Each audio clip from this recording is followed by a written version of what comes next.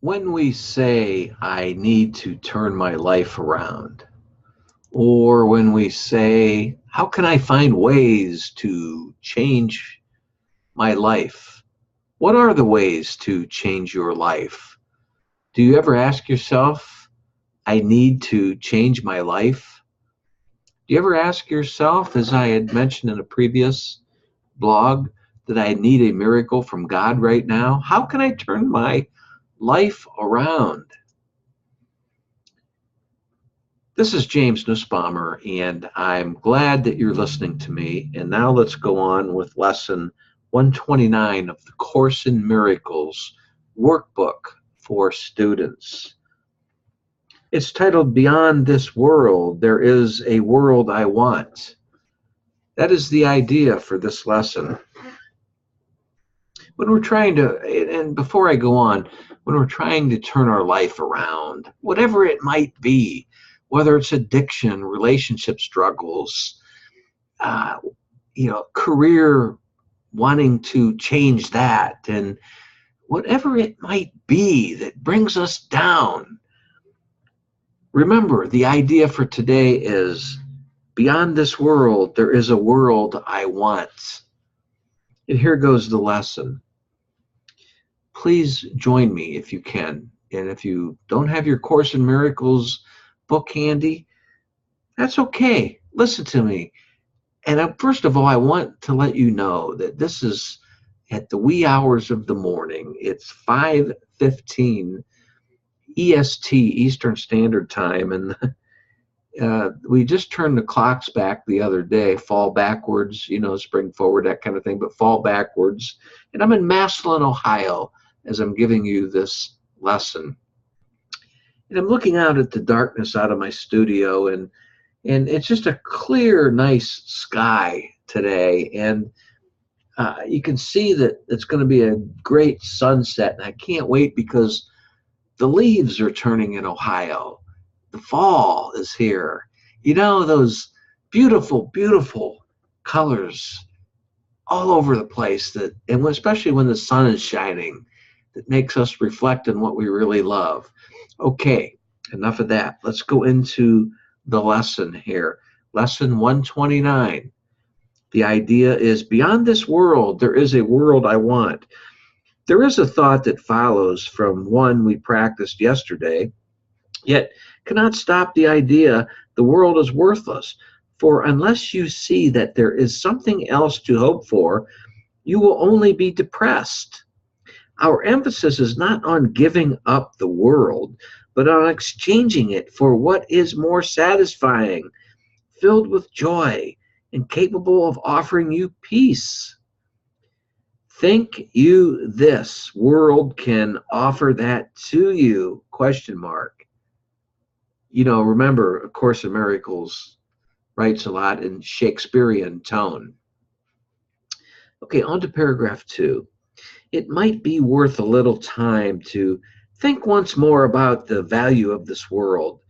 Perhaps you will concede there is no loss in letting go of all thought of value here. The world you see is merciless indeed. Unstable, it's cruel, unconcerned with you, quick to avenge, and pitiless with hate. It gives but to rescind, and takes away all things that you have cherished for a while. No lasting love is found, for none is there, none is here in this world. This is the world of time, where all things end. On to paragraph 3. Is it a loss to find a world instead where we're losing is impossible, where love endures forever, hate cannot exist, and vengeance has no meaning? Is it loss to find all things you really want and know they have no ending, and they will remain exactly as you want them throughout time? Yet even they will be exchanged at last for what we cannot speak of, for you go from there to where words fail entirely, into a silence where the language is unspoken, yet surely understood. Think about that last statement when you think about turning your life around, as I interject here before we go into paragraph 4. Okay, paragraph 4. Communication, unambiguous and plain as day, remains unlimited for all eternity. And God Himself speaks to His Son as His Son speaks to Him. Their language has no words for what they, with a capital T, I got to add, they say cannot be symbolized. In other words, let me interject again. As God Himself speaks to His Son, which is you and I, it doesn't matter. It's always a masculine overtone, and we use that because that's what we're used to. His Son, the Son of God, is us as a whole mind, the child of God. And I'll repeat as we're going on. And I know most of you that are very collegiate on the Course in Miracles understand that. But for many that are stumbling and trying to understand it and try to grasp it, it can be difficult. So I'm going to start over again with 4. Communication, unambiguously and plain as day, remains unlimited for all eternity, and God Himself speaks to His Son, parentheses, as I'd said, the child of God, are one mind, connected together, right? As His Son speaks to Him. Their language has no words for what they say cannot be symbolized. Their knowledge is direct and wholly shared and wholly one. How far away from this are you who stay bound to this world? And yet, how near are you when you exchange it for the world that you truly want? Let me interject again. There you go. Turning your life around. It's within you. Okay, on to paragraph 5. Now is the last step. Certain. Now you understand an instant space away from timelessness, where there is no time. Here can you look forward, never back, to see again the world you do not want. Here is the world that comes to take its place. As you unbind your mind from little things the world sets forth to keep you prisoner. Value them not, and they will disappear. Esteem them, and they will seem real to you.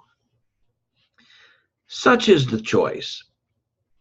What loss can be for you in choosing not to value nothingness? And let me interject, I need this lesson today for myself with something I'm going through. I really do. And so bear with me as I go back into paragraph 6. Such is the choice. What loss can be for you in choosing not to value nothingness? This world holds nothing that you really want, but what you choose instead, you want indeed. Let it be given you today. It waits but for choosing it, to take the place of all the things you seek but do not want. In other words, go after what you really want. Turn your life around and let go of what you do not want. Okay, we're going into paragraph 7 of 9. Practice your willingness to make this change 10 minutes in the morning and at night, and once more in between. Begin with this. Now, it's a meditation that the Course is offering us here. And it goes like this, and I love this lesson. The words are, beyond this world, there is a world I want. I choose to see that world instead of this, for here is nothing that I really want. Now, if you don't have the Course in Miracles, and you're watching this on YouTube or at my website or listening to this on Facebook or wherever, replay it again and again. Do you want, and jot down this as I'm going to say this. This is something that you can do in prayer or meditation. Now, keep in mind, and I want to be quick because we're running out of time here, but I understand that a lot of people aren't comfortable with meditation. And I understand that most people, well, I'm not going to say most people, but many people are more comfortable with prayer. But meditation is just a word, and so is prayer. So if you like meditation, use these words. If you want prayer involved, then use prayer. However you determine it. I'm going to repeat that. Beyond this world, there is a world I want.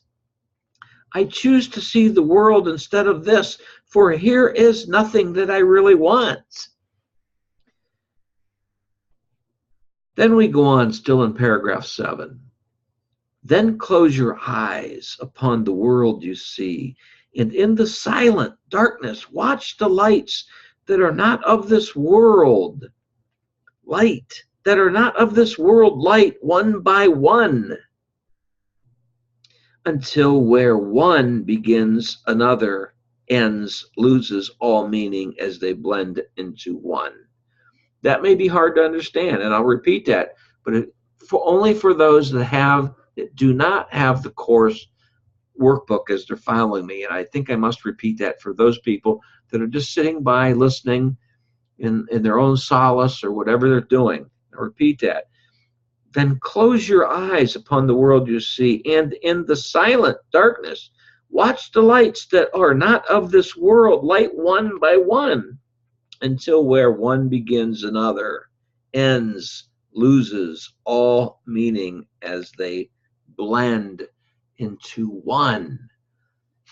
In other words, make yourself one with turning your life around and what it is you want in this world. Today, the lights of heaven bend to you to shine upon your eyelids as you rest beyond the world of darkness. Here is light your eyes cannot behold, and yet your mind can see it plainly and can understand. A day of grace is given you today, and we can understand it. A day of grace for you today, and we can give thanks as well. This day we realize that what you have feared to lose was only loss. In other words, when we fear, we lose. Okay, the last paragraph before we go on to repeat another portion of the meditation or the prayer. Now we do understand there is no loss. In other words, loss is what we program into our mind. Now we do understand there is no loss, for we have seen its opposite at last, and we are grateful that the choice is made. Remember your decision hourly, and take a moment to confirm your choice by laying by whatever thoughts you have and dwelling briefly upon this, which are these words. The world I see holds nothing that I want. Beyond this world, there is a world I want. I'm going to repeat that before I sign off, friends. If you're wanting to turn your life around, if you're wanting to change your life for the better, if you're wanting to overcome life challenges, think about lesson 129 in the Course in Miracles student workbook. And I'll repeat the final words for meditation purposes. The world I see holds nothing that I want. Beyond this world, there is a world I want. God bless everyone. Join me at jamesnussbaumer.com. My weekly podcast is Mondays, 1 p.m. Eastern Standard Time. We'll have that later today because I'm early in the morning here. We have it on Mondays only because we know Mondays are a rough day for everybody. Thank you. I wish the best for you. God bless.